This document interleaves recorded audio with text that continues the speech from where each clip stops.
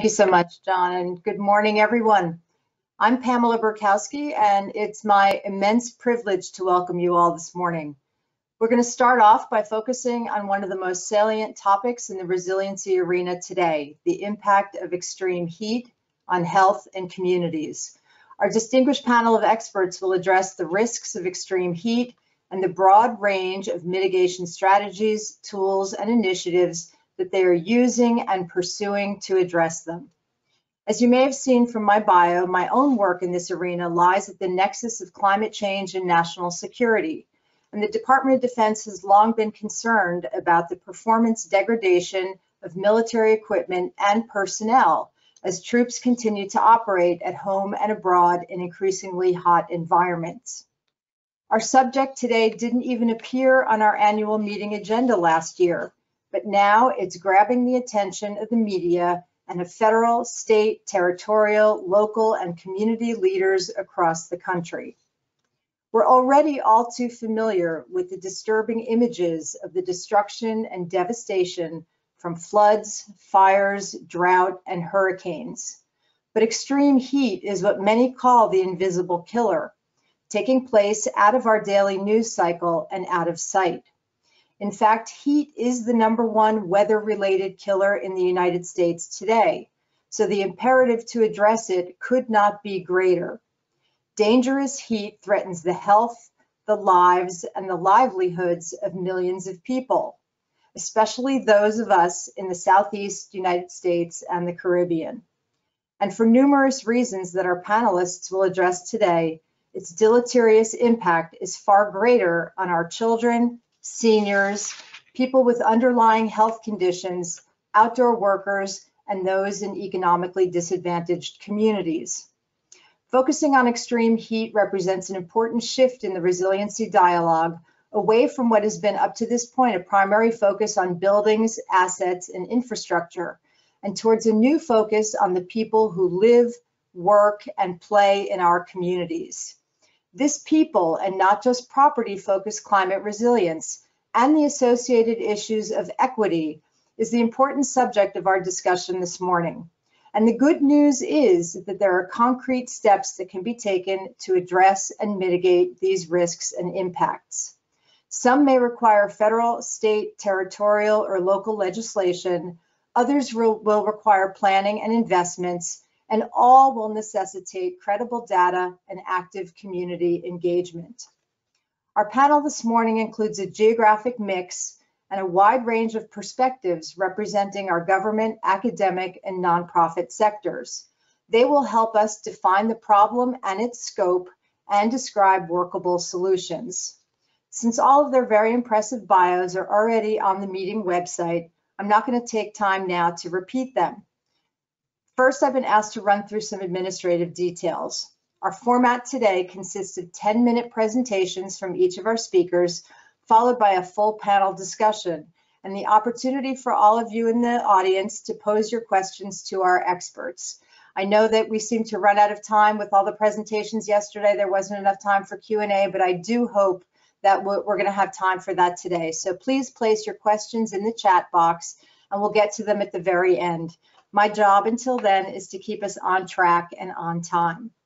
So with that, and in light of the fact that extreme heat is our invisible threat multiplier, we could think of no better way to bring our topic to life than with a video that starkly portrays the reality and challenges associated with our important topic today.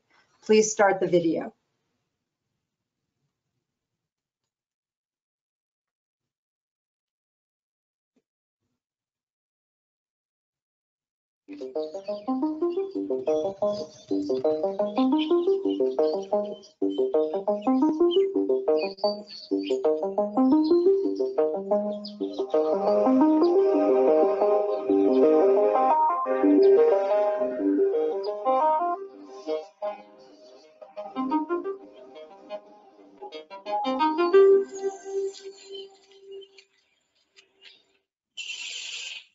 Yo trabajo en el campo, en la agricultura, y nos levantamos a las 4 a.m. todos los días.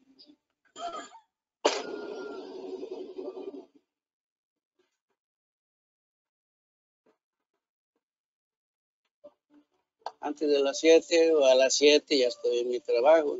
Pero el transcurso de cómo va aumentando la calor, el cuerpo va resintiendo. Como uno anda agachado y todo eso pega el rayo de sol en la espalda. Aunque yo cargo siempre mi agua en mi carro para ayudar al riñón. Pero llegó el momento que ya no resistieron. A veces me meto debajo de la camioneta porque sombra así no hay.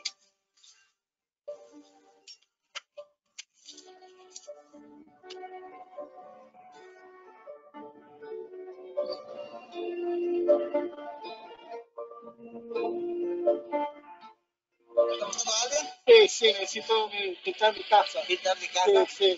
¿Cuánto 11. En una ocasión estaba yo en una escalera pintando y hacía un calor bastante intenso.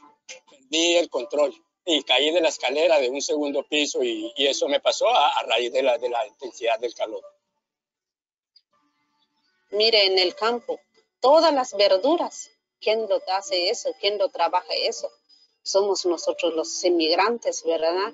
Si no hay personas que trabajan, pues no hay comida para las demás personas. Y ahí no puedes buscar una sombra, ¿verdad?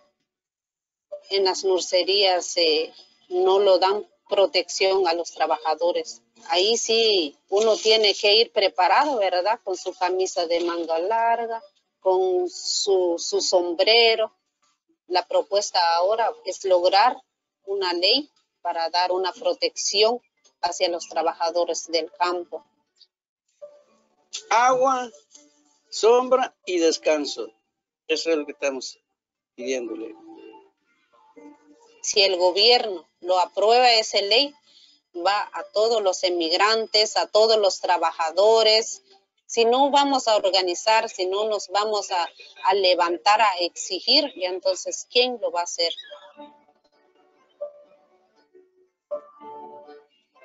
¡Qué calor!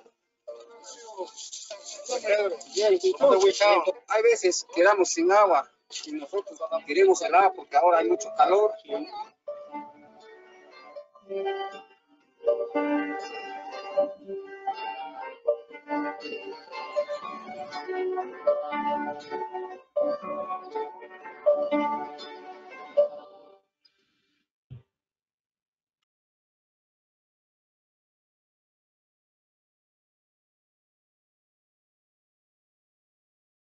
So our first panelist this morning is Esteban Wood, the Policy and Civic Engagement Lead for We Count, the grassroots South Florida community organization which produced that very moving video.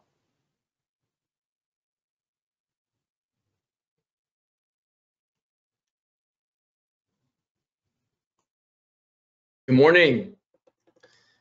Hope everyone is doing well today. We Count, and certainly I thank the partnership for the invitation and the ability to share our message here today, which is extreme heat is a killer, and we know this.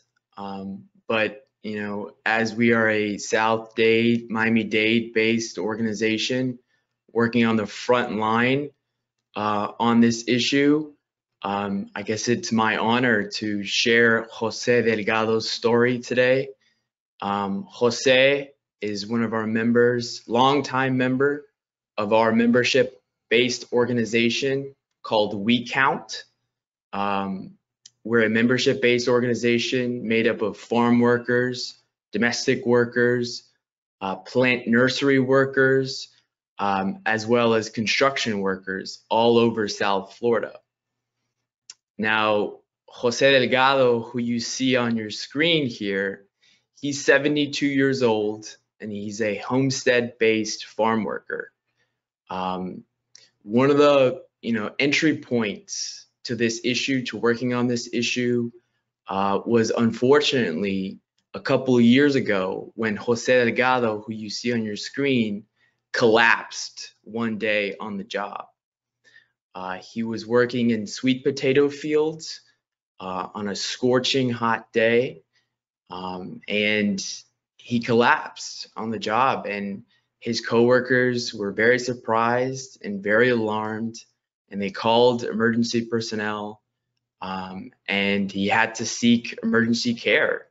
And his doctor told him that if he had only, if he waited, just a little bit longer, his kidney failure that he experienced as a result of extreme heat could have resulted in his death.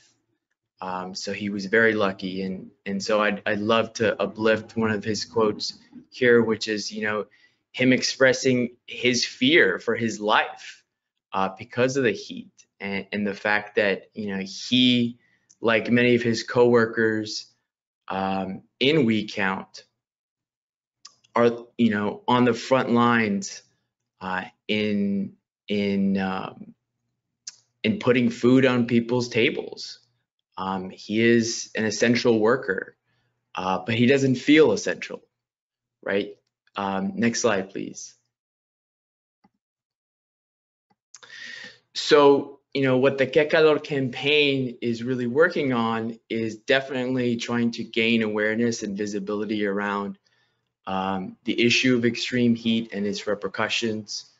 Que Calor is a worker-led campaign to win common sense safety protections and labor protections that will limit extreme heat exposure, reduce hospitalizations, and save lives.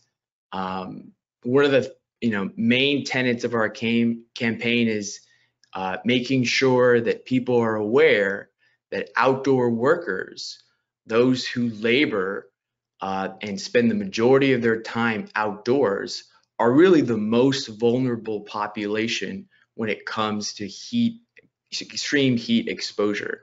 Outdoor workers are increasingly at risk of experiencing heat-related illnesses, including heat stroke, fatigue, dehydration, muscle cramps, organ failure, which can lead to death.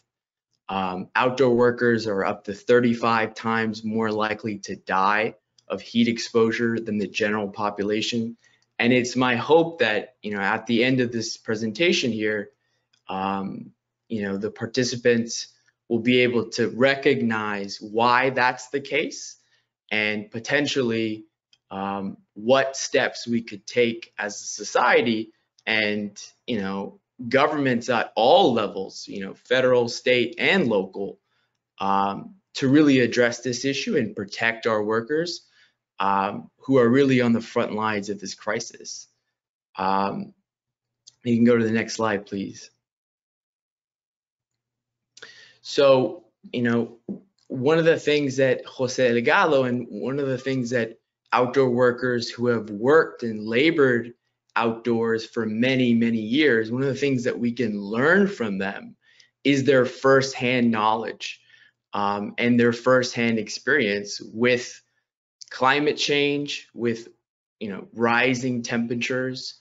One of the things that Jose Delgado says all the time in peer-to-peer education meetings that We Count holds is he recognizes the fact that it's gotten warmer, the fact that temperatures have become more extreme, and the intensity and the frequency of the heat is definitely growing worse due to climate change. Currently, outdoor workers experience an average of 41 days a year with a heat index above 100 degrees. It's been projected by the Union of Concerned Scientists that by mid-century, that number will increase from 41 days a year to 134 days a year, which of course would tremendously put many outdoor workers at risk. Next slide, please. So, when it comes to heat-related illness, there's many, many different factors at play. One of the things that we like to talk about is in 2011, the Obama administration at the time really went out of their way to promote the issue of extreme heat, and they went on a prevention campaign to gain awareness about the issue and hopefully save lives by doing that. One of the things I think we want to uplift as an organization that represents outdoor workers is that it's very difficult for outdoor workers, because of their predicament, to be able to have the flexibility and the autonomy to voluntarily remove themselves from situations that might put them in danger of the heat. And so one of the things here on this slide that I wanted to communicate is that heat-related illness, many contributing factors, right? Lack of recent exposure, physical condition and health problems, PPE and clothing. You know, many of our members who are plant nursery workers themselves, you know, wear long sleeves, right? Wear long sleeves because they want to protect their skin from, you know, the very harmful effects of sun rays. And at that time, you know, what long sleeves and excess clothing can do is actually make the body warmer. And so when you combine all these different factors, it's a recipe for disaster. And unfortunately, it's a recipe for death and heat-related illness. And so, you know, next slide, please. And so, you know, one of the things that, you know, I thought would be interesting to uplift in this space here with you all is this quote in a way that the Intergovernmental Panel on Climate Change characterized the relationship between climate change vulnerability and inequality, and I will read it. And it says, you know, the differences in vulnerability and exposure arise from non-climatic factors, from multi-dimensional inequalities, right? These differences shape differential risk from climate change. People who are socially, economically, culturally, politically, institutionally, or otherwise marginalized are especially vulnerable to climate change. And so having said that, we can, you know, transition to the next slide, please. And so one of the interesting things on the advocacy side of working through the science and making sure that, you know, our members are well educated and our members are provided, you know, the latest research when it comes to the effects of climate change and the effects of heat-related illnesses, is unfortunately a inconsistency when it comes to the accuracy of some of the data that we're getting, right? The National Weather Service reports 10-year annual average of 97 deaths attributable to extreme heat, while the CDC has a much broader criteria for heat-related illness and a longer time frame of allowable reporting. And those estimates from the CDC, you know, have been estimated to be more than 600 deaths due to heat each year. And so next slide, please. And so this is my main point. And I know that, you know, time is of the essence here, but the main point is only 28% of the 79 worker-related fatalities during the 2-year period between 2014 and 2016 occurred on days when the National Weather Service warning would have included the possibility of a fatal heat stroke, which means we're doing something wrong. We're doing something wrong because, you know, common heat illness prevention advice ignores workers' lack of control over their ability to rest and seek cooler temperatures.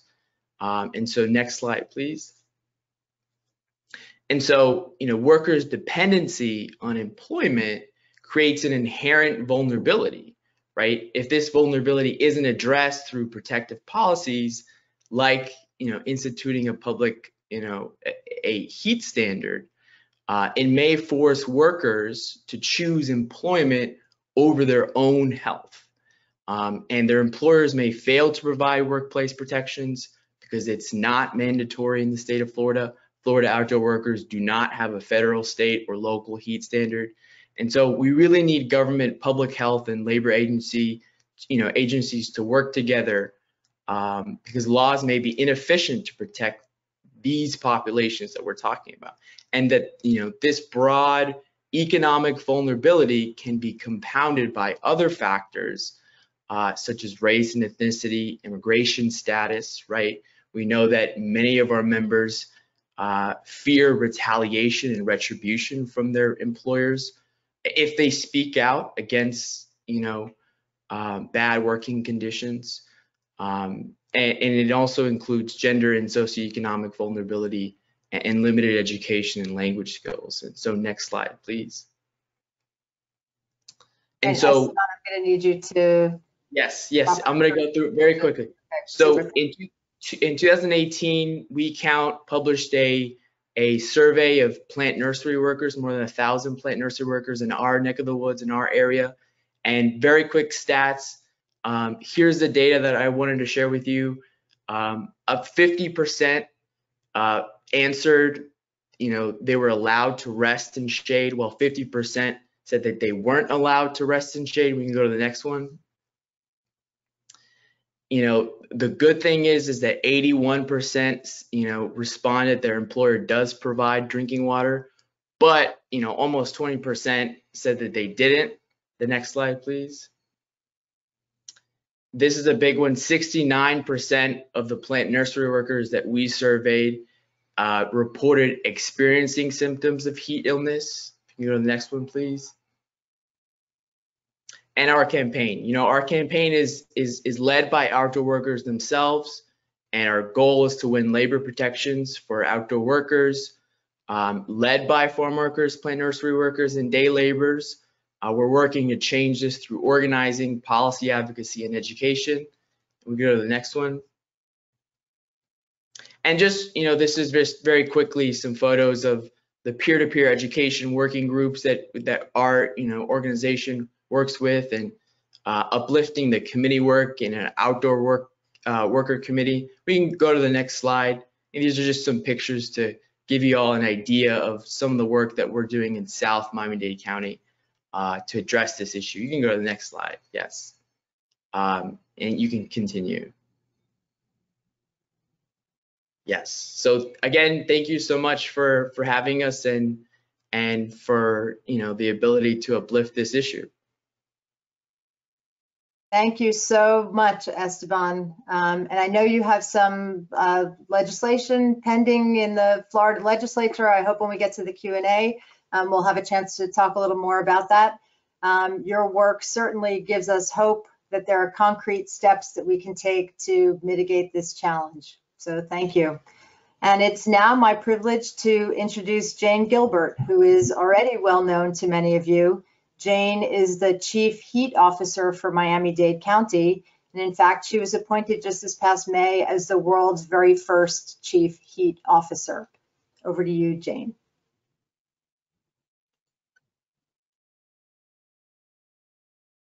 Thank you, Pamela. I hope you can all see me, and thank you for the Disaster Response Partnership for this opportunity. Pamela, I think you set the stage at the beginning of this panel so incredibly well. And then it's always an honor and humbling to follow We Count's work and story.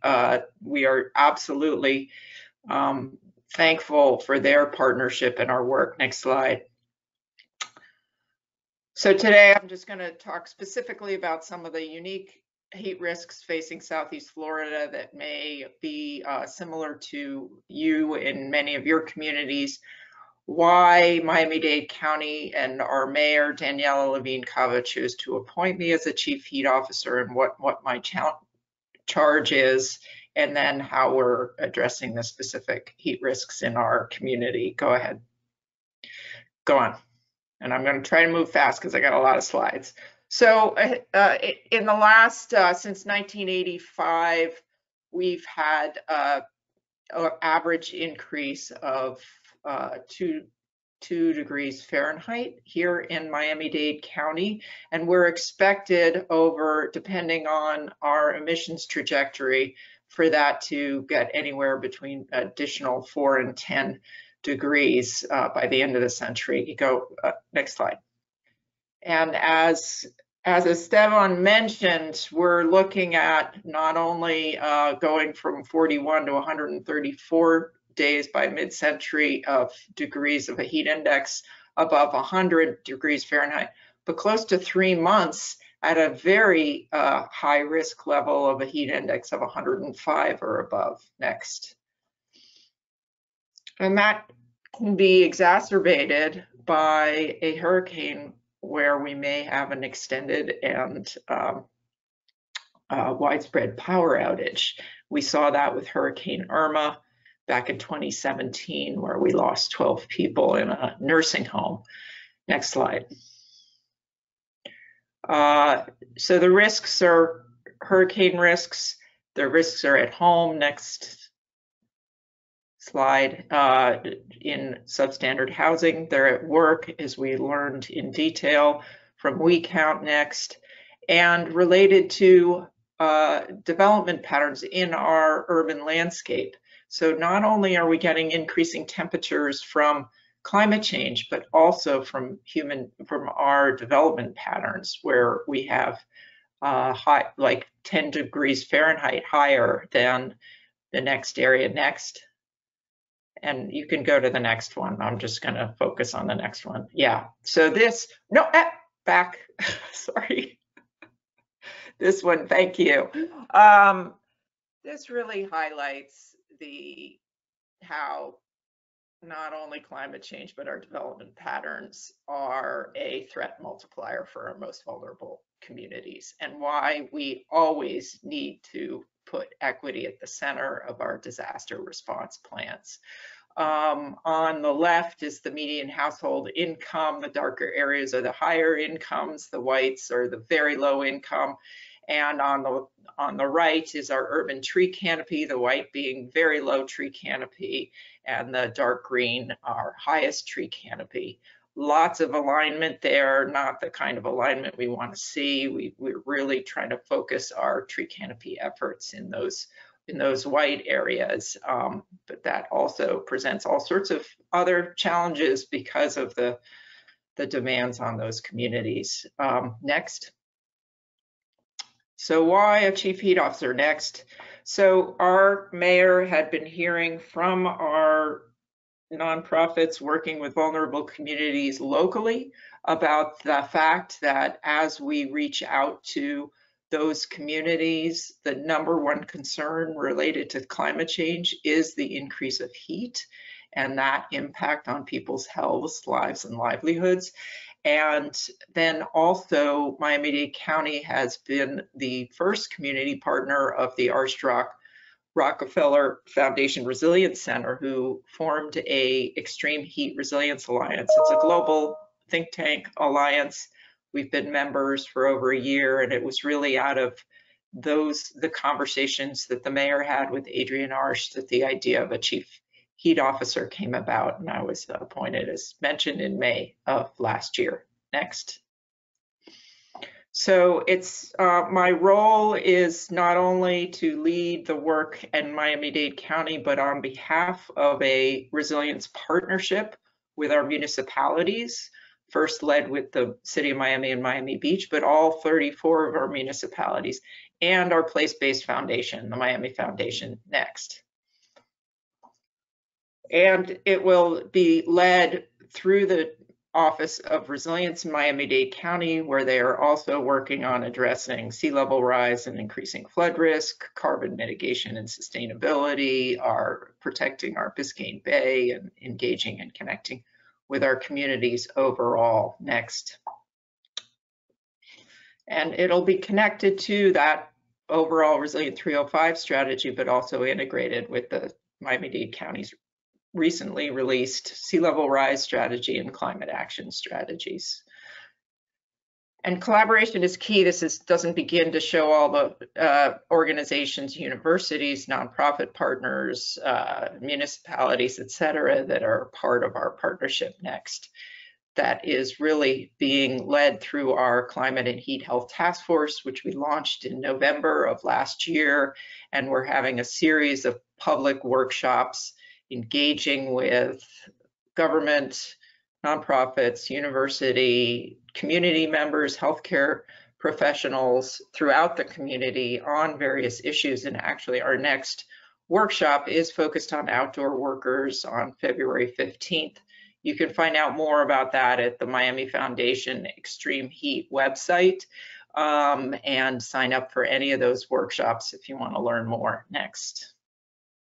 So next, so how are we addressing? So we created a toolkit before the planning process with the task force, just to sort of lay the groundwork of what the region's already working with, some best practices, and how we need to think about heat. The idea of a chief heat officer is really to bring together, communities have been addressing heat in managing heat and emergency management and mitigating urban heat islands in parks, planning, streetscape designs, et cetera. But there's never been a person that's thinking holistically about how do we both in the short term prevent these heat related illnesses and deaths, which truly are preventable, and through education and outreach, through infrastructure changes, et cetera. And then how do we mitigate this increasing heat in our urban heat islands next? So those in our toolkit are areas of enhancing our ecosystems and environment to help with cooling, our physical infrastructure, and then various community engagement, preparedness, capacity building efforts next.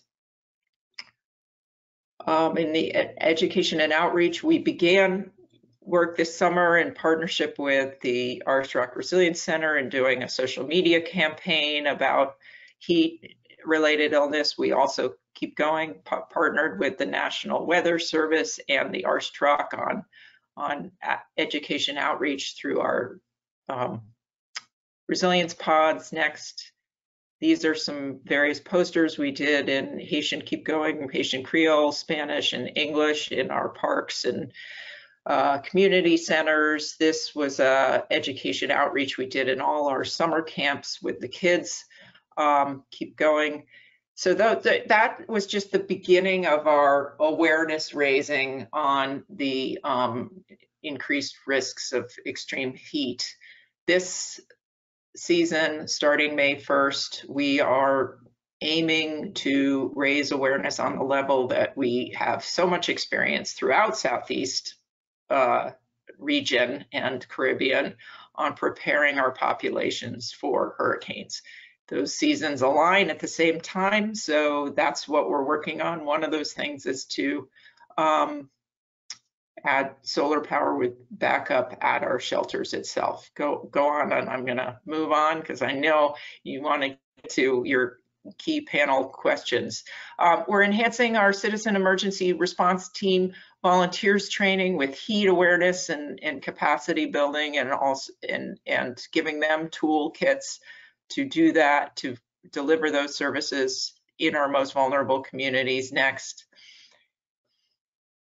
Go on working with Armstrong on a plan for resilience hubs throughout the community next. And keep going, working heat into our local mitigation strategies so we can attract funding from FEMA. Go ahead. And working with We Count and as a partner on outdoor worker policies. And I hope you will talk about the state bills because we're very supportive of that. All sorts of tree planting. I look forward. I am unfortunately not going to be able to join because of a family emergency for the question and answer, but if anyone has questions that they want follow up, I'm happy, and I'm sure Pamela and Lindy and all those organizing this will get back to you. Thank you so much. Jane, thank you. And I'm sorry that we won't get a chance to have you for our Q&A. We are most grateful for your time this morning. You've clearly accomplished so very much in just such a short period of time. So thank you again. And anybody who does have Q&A, please contact Jane directly then for her. For another perspective on how a large urban city is tackling this particular resiliency challenge, it's now my pleasure to introduce Neela Ram from the Natural Resources Defense Council, who serves as the climate advisor to the city of Atlanta. Can everyone hear me?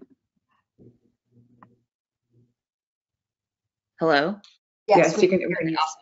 Hi, everyone. Good morning. My name is Neela Ram.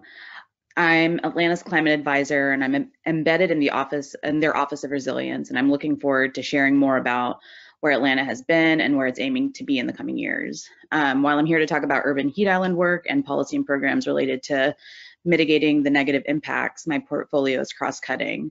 I steer an advisory board for the city to evaluate and advise on clean energy programs and policies. I consult with our Department of Transportation to improve access to transit and other mobility options. And then I work with the city to increase the adoption of renewables for municipal use. Next slide, please. The Office of Resilience is housed in the Mayor's Office of One Atlanta, and our group works across many issues and with a diverse array of constituencies and stakeholders. Some examples include working with multifamily properties to increase the rate of recycling, to improving healthy and fresh food access, to convening technical and community experts, to advise on the just and equitable transition to clean energy, and to continuing to make headway on reducing our greenhouse gas emissions through reporting, data collection, and benchmarking. Next slide, please. You can talk. I'm on mute. Look, I did it. Atlanta, like most cities, experience heat waves and the resultant heat island effect more heavily in June through August. Our city ranks among the most vulnerable cities in the country. The negative effects of these heat surges heavily impact the community's well-being, from increased air pollution levels to a rise in heat-related illnesses or mortality, to increased energy usage through air conditioning to combat rising temperatures. While not unique to Atlanta, planning efforts in the city have largely been focused on protecting social and economic aspects of the community, which has a limiting impact in how the environment is perceived, especially in areas that aren't prioritized for social and economic protection.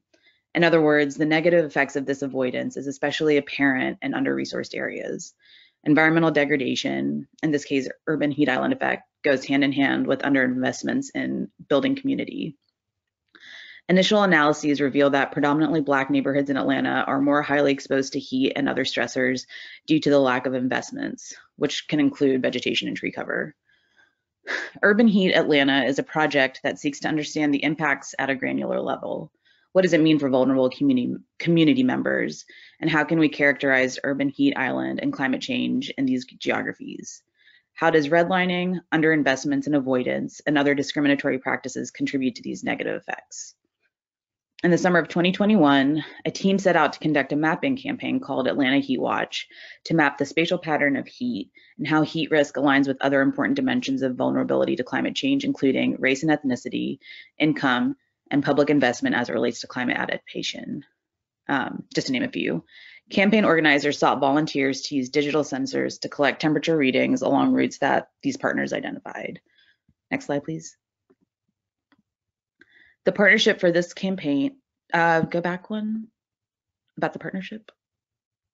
Sorry, I might have back, yeah, that one, sorry.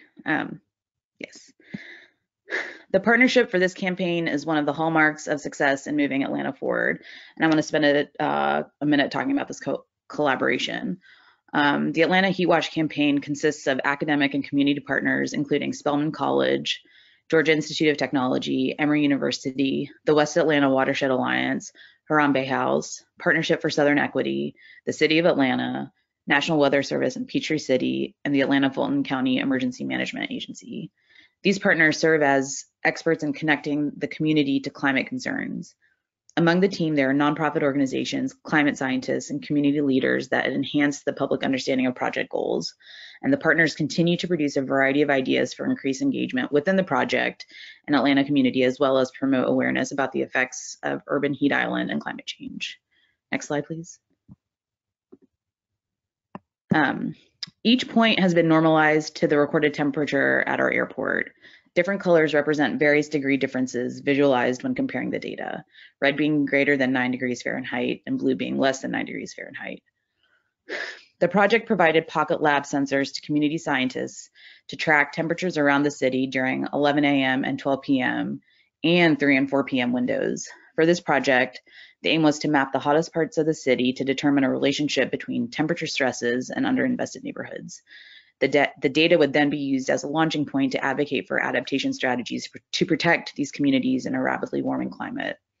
If we take a closer look, we can see that areas in northeast Atlanta are bluer and areas south of the city are darker and redder. Next slide, please.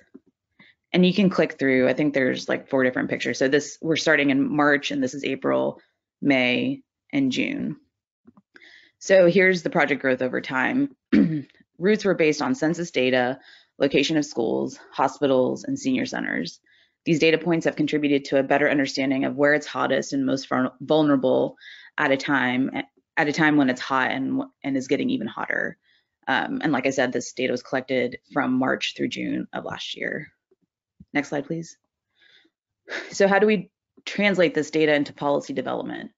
An independent initiative led by GreenLink Analytics in partnership with the city took a deep dive into energy burden. That is, what percentage of income a household spends on their utility bills. Analysis revealed that the highest burden zip codes are predominantly in the central and southern parts of the city, and there's correlation with the redder and hotter dots from the mapping project. While this mapping project didn't inform the development of the city's weatherization program, we are able to leverage this information collected to underscore the importance of improving energy efficiency in high burden households. Housing affordability, climate change adaptation, reducing our reliance on fossil fuels, and improving vegetation and tree canopy are all related, especially when talking to and about underinvested communities.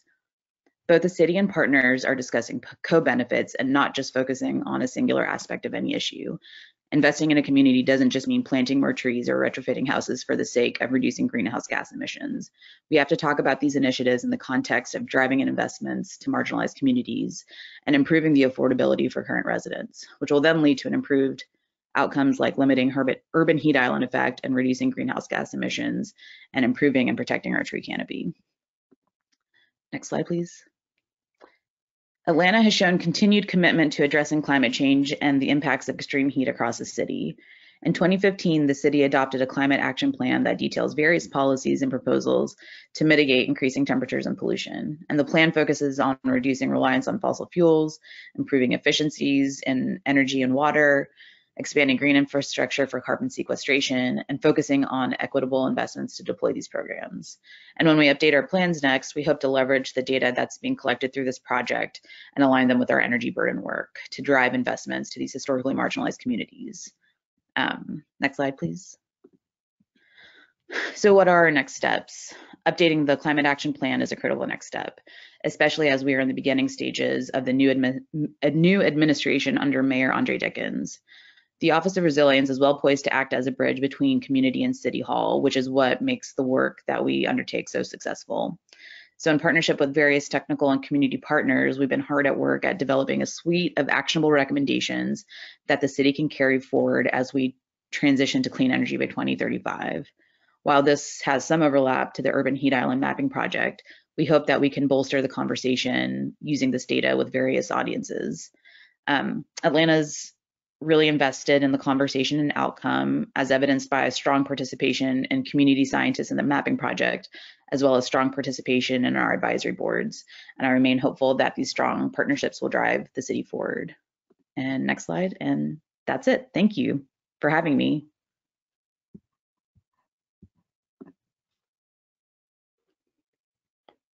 Neela, thank you so much. Thank you for talking with us about how important data and partnerships are for tackling this resiliency challenge. And I hope that you'll be able to stick around for the Q&A. I'm sure folks in our audience are going to have a lot of questions for you. Yes. Next up, we have Dr. Gregory Gwinnell from the University of the Virgin Islands Green Technology Center, who is going to give us a unique territorial perspective. Dr. Gwinnell?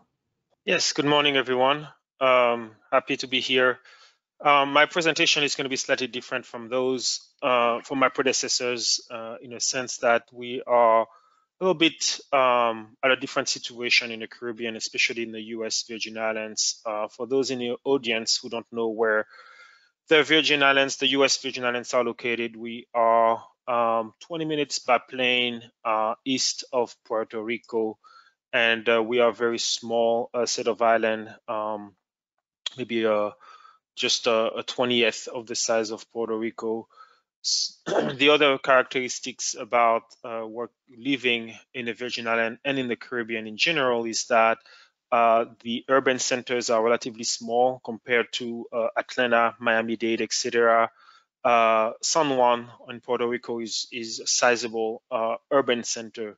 But apart from some of those sizable urban centers in the largest island, most of the smaller islands in the Virgin Islands, and most of the smaller islands in the Caribbean have, relatively speaking, small urban centers. You can see a picture of Charlotte Amalia here on the lower right in the picture.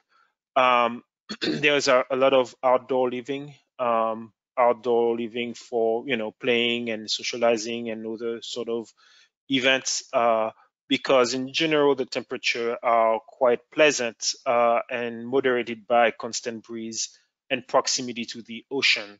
And this proximity to the ocean helps sort of temperate a little bit some of those extreme in the Virgin Islands, and I would say the islands in the Caribbean in general.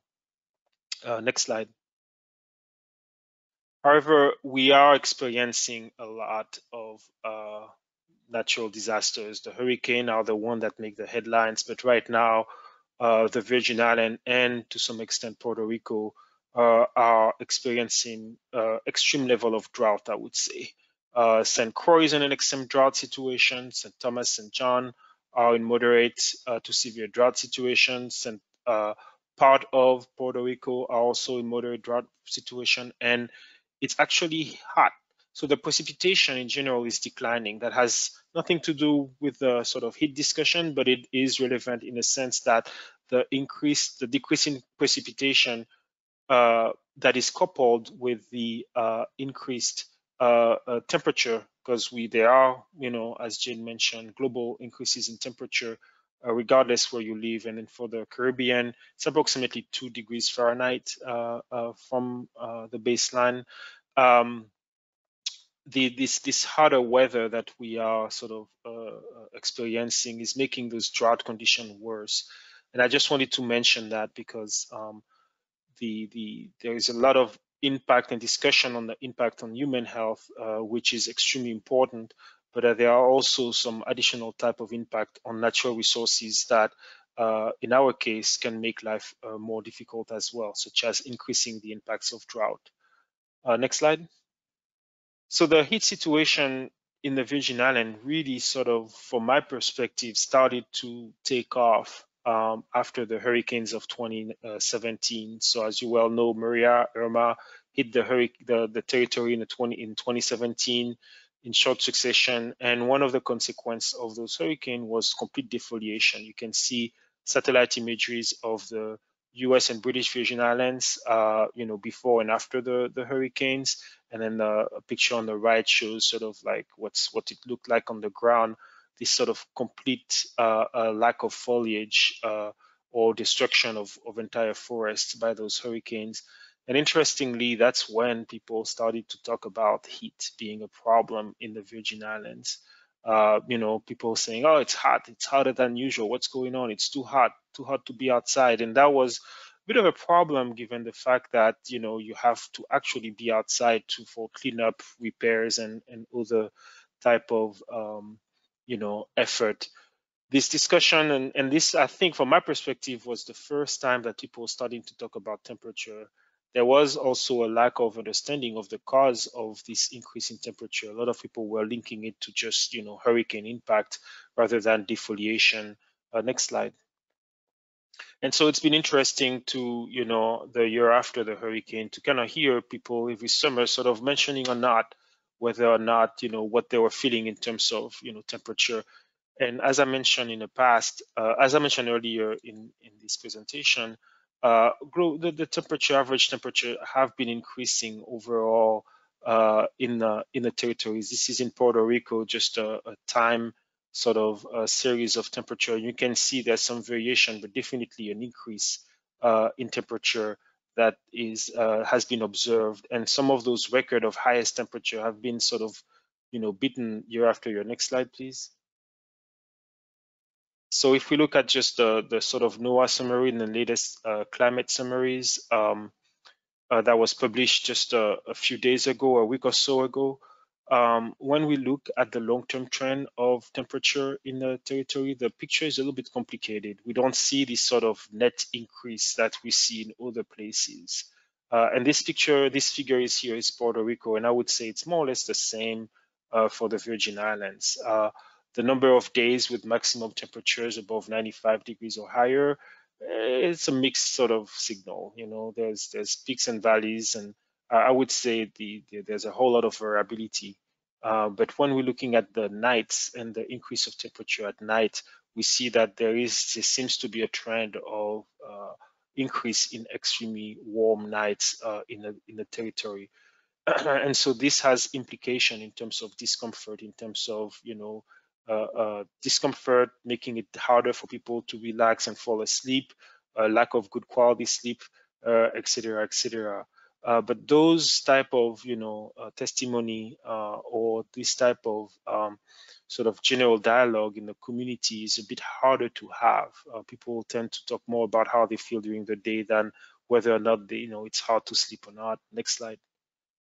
And so colleagues at the University of Puerto Rico and others, so this is work led by Pablo Mendez Lozada at the UPR, PR Clima, through a grant that he had. I was not involved in this research.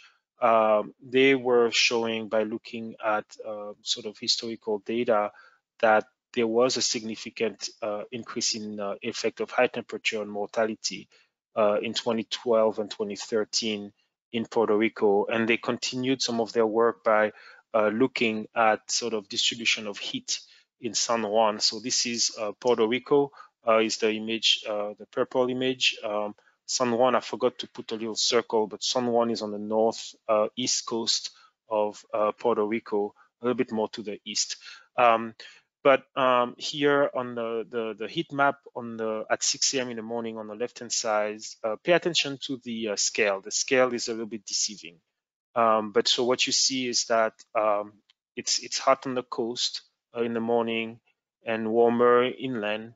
But then as the day sort of passes and some of the effect of the ocean starts to sort of temper a little bit some of the temperature on the coast, but in the urban center where you don't have some of this mitigating impact, you start to see the sort of heat map shift and those high location of high temperature located in the middle of the city. So this shows the fact that there are urban island heat effects happening potentially in San Juan, which is a heavy developed sort of urban center. It also shows the moderating, mitigating impact of the breeze and the ocean, which again makes this discussion about heat in the Caribbean a little bit more complicated to have. But as the data that Pablo analyzed and his colleagues show, it's an underestimated silent killer right now that maybe is not receiving the level of attention that it should. Next slide.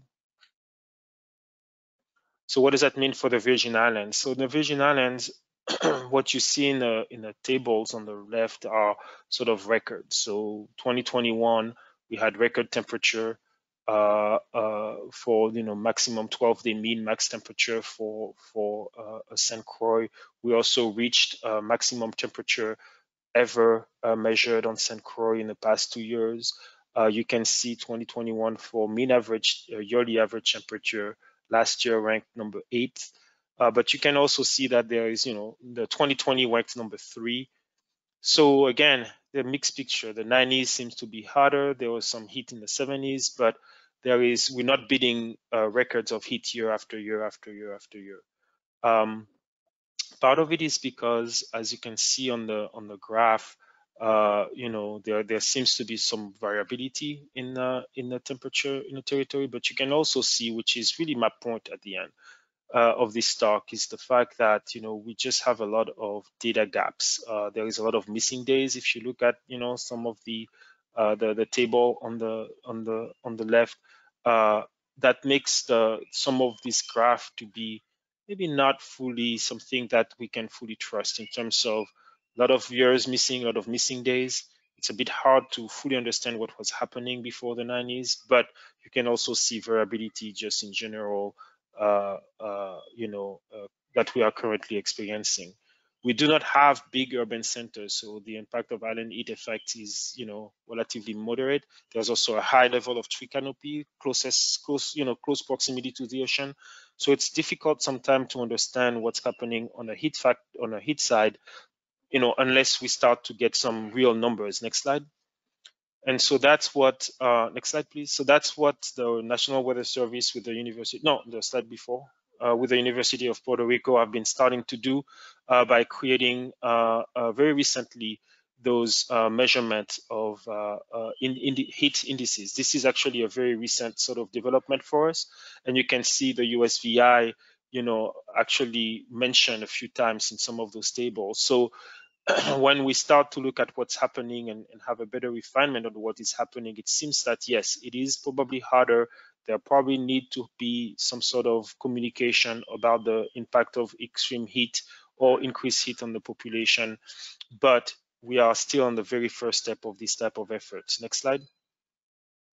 So this is, an example of, the type of product that the National Weather Service is now providing. As you can see, this was taken in January 25th, or 3 days ago. So I expect as time passes and the summer comes, we will have more and more information. And so next slide. The question that we have now in the USVI and me at the university is, what can we do to start sort of having a better understanding of what that means for those living in urban centers, which are those areas circled in orange here. The dots represent where we have weather stations currently, mostly focused on drought and precipitation measurement. So it does not capture what's going on in the urban centers. And so next slide. So basically, what we are trying to do now is trying to figure out if, how we can quantify some of the impact of heat beyond just the anecdotal evidence on urban centers, beyond just what, the National Weather Service says.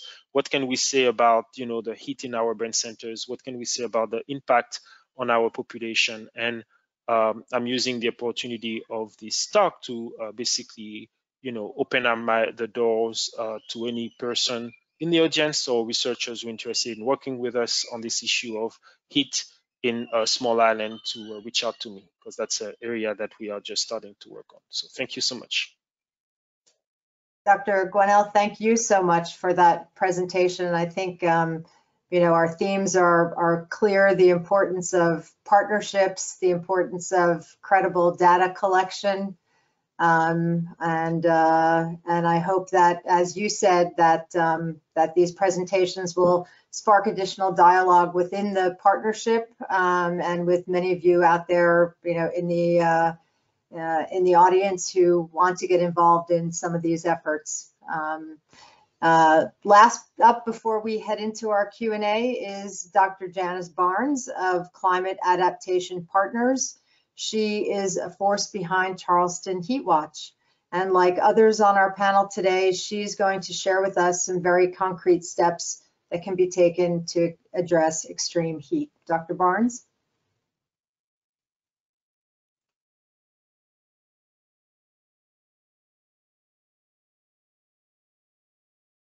Dr. Barnes, we can't hear you.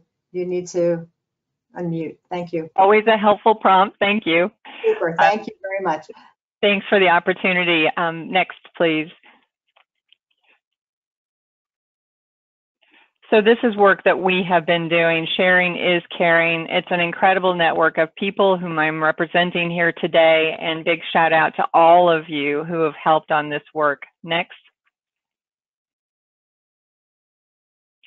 So Charleston conducted an all hazards vulnerability assessment, hitting a range of hazards. Obviously, flooding is one.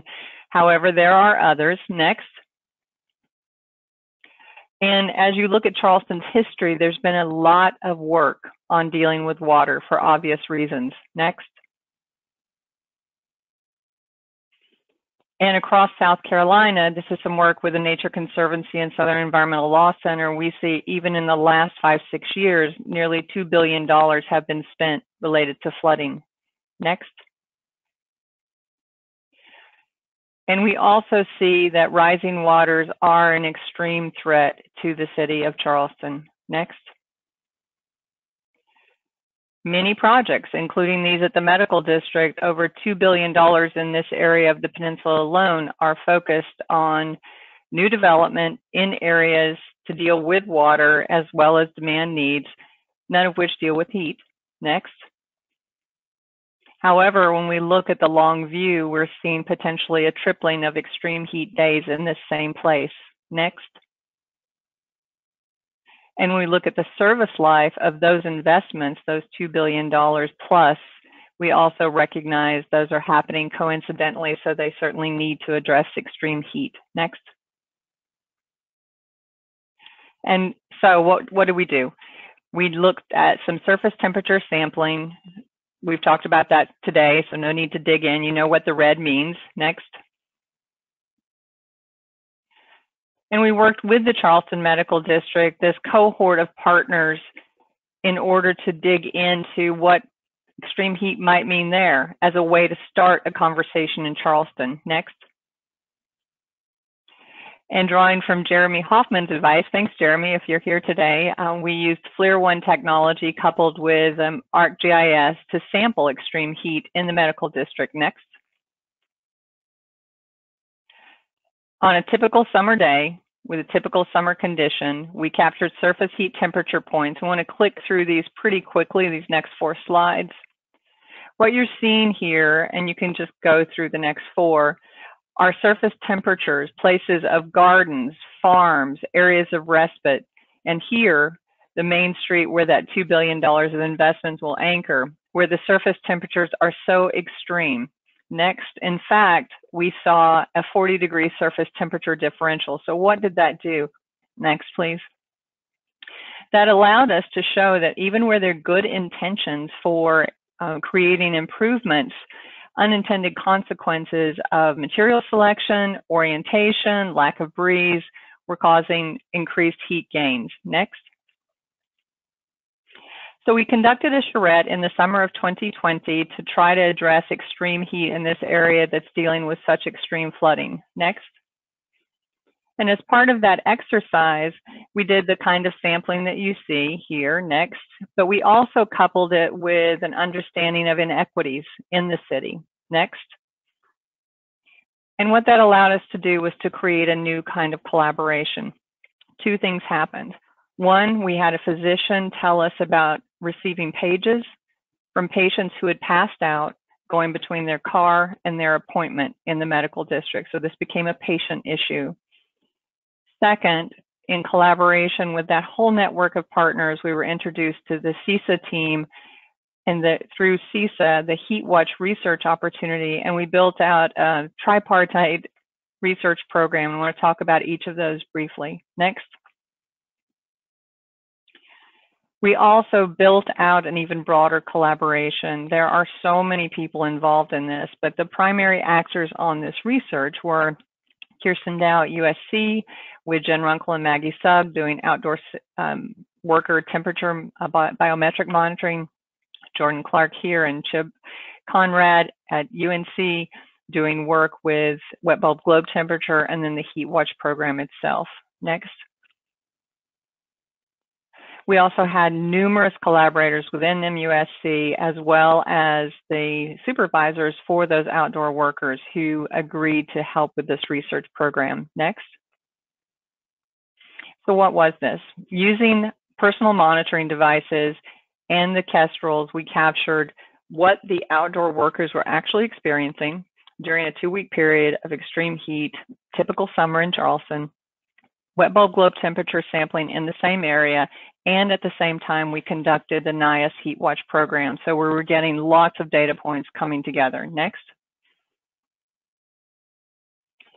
The outputs of the personal heat monitoring are in development now. I think Jen and Maggie have a paper that's near ready to submit, so we'll be happy to share that with this network. Really interesting to see the differences in those kinds of monitors and what the weather stations are telling us that's actually going on. So that delta is quite important, and based on their beginning talk today, we understand why that's important to people. Next. We also learned a lot more about wet bulb globe temperature, far more than we can get into in the time of this talk, but Chip and Jordan's leadership in this work helps us to realize the exposures that people have from wet bulb globe temperature, a much more complex way of thinking about it than the typical heat index. Next. And when we looked at those data from the medical district, we saw that many hours of the day were in the black flag zone. Next. And we also saw that master planning design decisions were making a significant impact in exacerbating that. So that changes the nature of the conversation quite a bit. Next. And in fact, each one of these areas in places where the medical district had made investments to improve the microclimates, to improve the area for people, actually were danger zones during a typical summer day. Next. So now what are we trying to do? We're trying to raise this conversation within the community so that as Charleston makes those investments, the city and the private sector can have a much more impactful set of changes. Next. We'll talk about those briefly here. So just touch on the NIAS program briefly here. We did the same thing that has been talked about before in Charleston during this heat season. Next. And you can see from these maps the kinds of outputs that you get, and the indicators have been talked about before, so we'll skip on past those. The same situation. Next. We see that we have a core problem here. We have a situation where there's such a need to address flooding. It's quite difficult to get attention on extreme heat, but at the same time, we see from these 3 research programs how important it is to get a handle on that. So what we're trying to do is increase awareness, increase near-term coping capacity, increase mitigation efforts, cooling efforts, and increase adaptation. Next. So water ends our hashtag. Next. We're also working closely with the media to try to get the word out. Wouldn't it be great if your local meteorologist said, hey, today's going to be a little tough. Watch out there. Make sure you stay in the shade and stay cool. Next. Also working with the news to help situate heat within the context of Charleston's future. Next. And working with faith communities and other outreach organizations to situate these as normal conversations. Next. So what have we achieved? It's been wonderful to see MUSC, for example, dedicate a heat awareness month, to see the city adopt heat in the comp plan, to have the Tourist Bureau talk about training guides so that tourists are more aware of their risk, and to see the extended work elsewhere in South Carolina as cities like Columbia tackle extreme heat as well. Next. So we looked at the future of Charleston, and we hope that this great work that's happening in the city on water is coupled with an understanding integration of ways to reduce extreme heat. Next. So expanding Heatwatch, looking at health disparities and energy insecurity, much like we just heard from Atlanta, making sure that those $1 billion that are invested include heat, not just flood recovery, deepening collaborations between this research group and other regional research groups, just like what you're doing here today, working with this South Carolina Office of Resilience to engage counties across the state in this conversation and addressing inequities. Let's talk about that just as we wrap up here. Next. So the energy equity framework is a great resource. The reference is here. And what it tells us is the energy insecurity issues that we were just hearing about in Atlanta are pervasive. Next. And when we look back at that $1.87 billion that have been spent, and we look at areas of high poverty and recognize energy insecurity as an indicator there, we have to see that there has to be some way that we bring together these federal recovery investments and this research on heat, recognizing water and heat are threats to the future of South Carolina, and recognizing that addressing extreme heat for all the reasons we've heard about here today must be a key part of these recovery dollars, as well as other private and public investments. Thank you so much.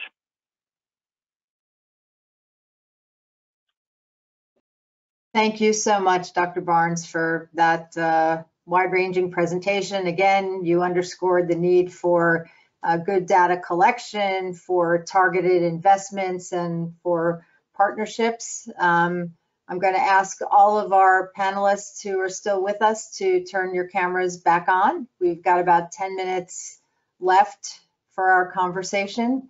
And some Q&A. Our panelists today have all given us quite a bit to digest with these very informative presentations. They've scoped the problem for us. They've described a range of policy, legislative, and regulatory and other actions that can be used by policymakers and civic leaders to address extreme heat and its disproportionate impacts on our vulnerable communities. I'm going to ask if anybody out there in the audience has some questions they'd like for all or any specific one of our panelists to please throw those into the chat box, but I have a couple of my own that I'd like to throw in. So I know that in recognition of the need to raise public awareness of the increasing severity and risks from excessive heat events, that there's a move underfoot to name and rank heat events as a potential public policy response to the climate crisis.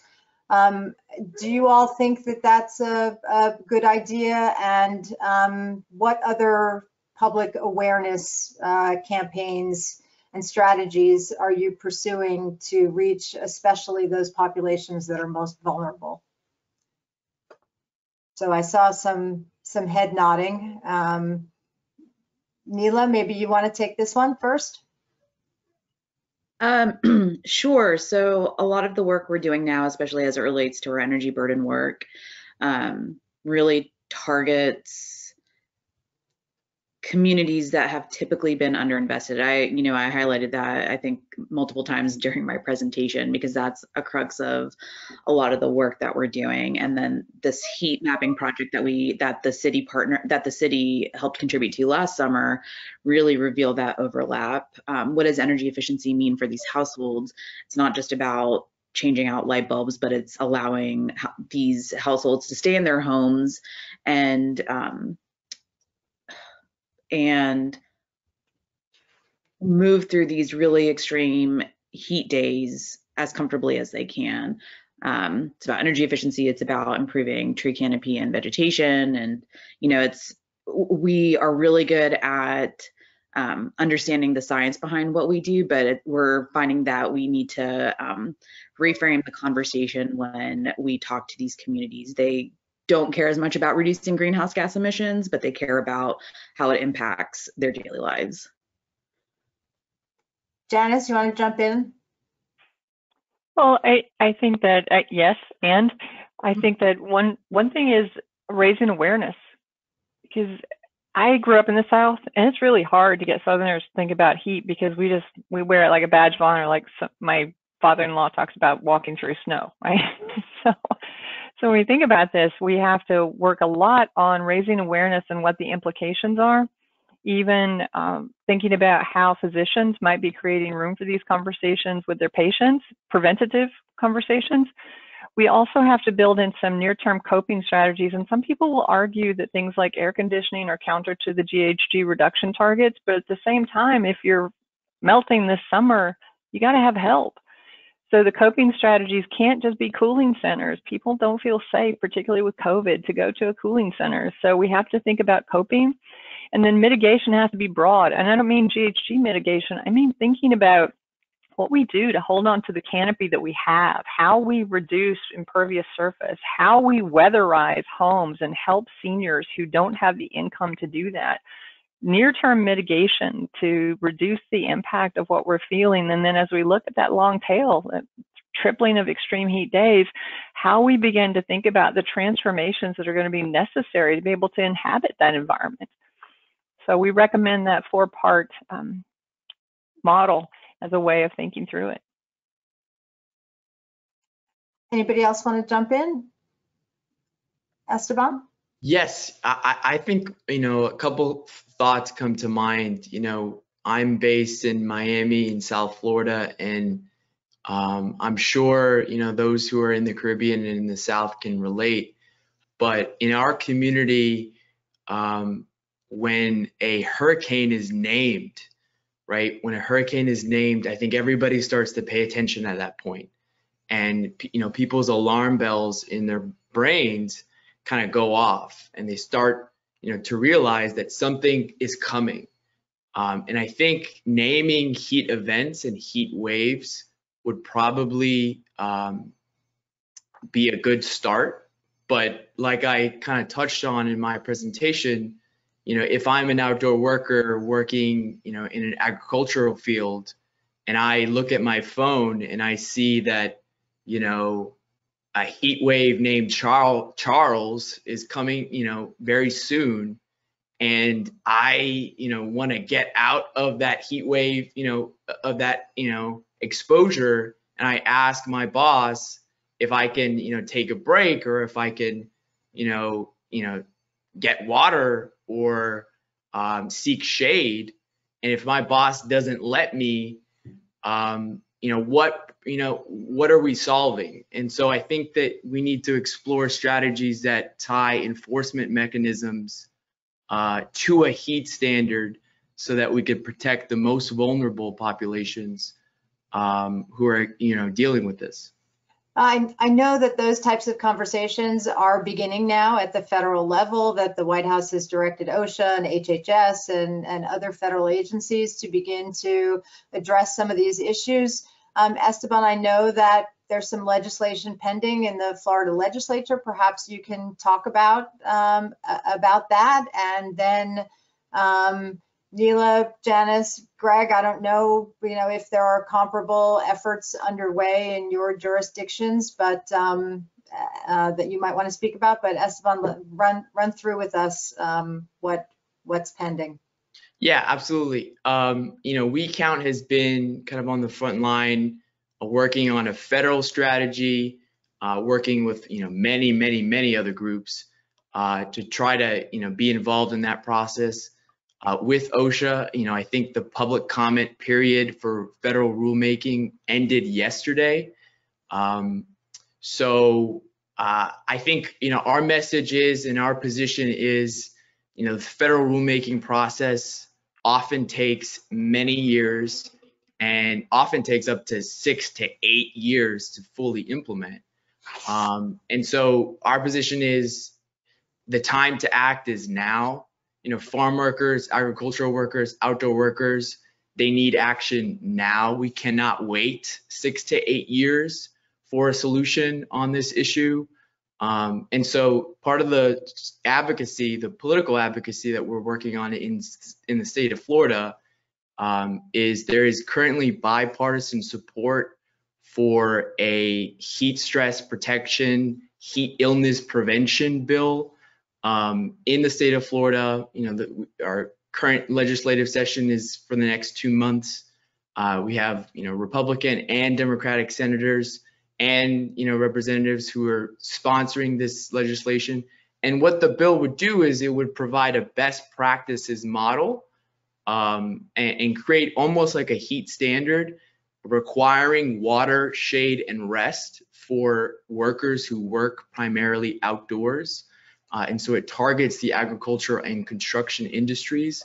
One of the things that, we're not too passionate about is the fact that the bill does not contain penalties for non-compliance. And so we firmly believe that, attaching an enforcement mechanism would make the bill and the legislation that much stronger. But at the end of the day, a standard is better than no standard. And so we're working with local partners in Miami-Dade County to fully realize what could be done at the local level to protect our members and to protect outdoor workers. Thank you very much. I'm wondering if you would be able to post a link to that bill language in the chat so that all the folks here might be able to take a look at that. So I'm wondering, since the Southeast Caribbean Disaster Resiliency Partnership is all about information sharing and ideas across our jurisdictions, I'm wondering if there are some best practices from other jurisdictions not on our panel that you've either incorporated or are looking to adopt. Dr. Guanel, I know that you spoke about your work in conjunction with Puerto Rico. Is there anything that you're looking at in terms of work being done in other jurisdictions? I know a lot of people point to innovative work being done in California and Arizona. Anything that you all are looking at you'd like to share with those in our audience today? Yeah, at the moment we are, like I was saying, we're still in the phase of characterizing the problem. So in terms of communication and mitigation strategies, I think that we are potentially behind the ball, if you will, in a sense that, as you saw from the picture, the number of warm nights has steadily increased in the past few years. So it is, I guess, from my point of view, clear that there are people experiencing more difficulties at night than we think there are, but we're still trying to characterize the issue and better understand the issue. And we are also faced with a bit of a capacity challenge in terms of, we don't have that many, researchers and city staff to help with that issue. So hence, my call for assistance from others. But I would say, to your question, we're still at the very early stage of sort of realizing that heat is a problem in the Caribbean, because, as Janice was saying, it's hot. Yeah, it's in the Caribbean. What are you talking about? So we're still trying to sort of better understand the issue, especially since we have a high level of tree canopy. But the perception, as you saw from the picture, the image in Puerto Rico, is that there are pieces, there are parts of some of urban centers that maybe need more attention, and I believe it's the same for the USVI as well. So really trying to figure that out. And then I want to also address the fact that one thing that we are doing is we are in the midst of updating our energy plan for the territory, and this issue of weatherization of homes and what do we do for folks of low-income community is actually something that is being discussed. So even though we don't have enough data, even though heat is not something talked about, even though there is no policy because we're still trying to figure it out, I feel like there is a sense that it's a problem. And some people are trying to address it through, oh, wow, people are using more AC. What does that mean for the grid? And what does that mean for people affording some of those solutions? So we're looking at thinking about, traditional methods of cooling that do not require electricity, in a way that we build, in a way that maybe people weatherize or retrofit their homes, in addition to thinking about renewable energy sort of solution for that. So the discussion is a bit all over the place, but I think that at the end of the day, when it comes to heat, we still need a bit more data to fully characterize the issue so we can respond appropriately, and then look at examples from other places. Thank you. And my apologies, but we are going to have to wrap up now. And I am so sorry, because I think that there's so much more that we could talk about here with respect to partnerships and opportunities for citizen science and data collection, and how technology can help us find solutions to this problem. Investments at the federal, state, local level, so much more. So I know that now that this topic is on the agenda, there's going to be a continuous and ongoing dialogue, and I hope that that our conversation this morning has only spurred additional conversations and dialogue that will continue with partnership members. So thank you to all of you on behalf of the SCDRP. And thanks again to our sponsors, to all of our distinguished panelists today. I want to thank you for addressing public awareness strategies, resources, and public policy solutions to this very important equity and resiliency challenge. I'm told there's now going to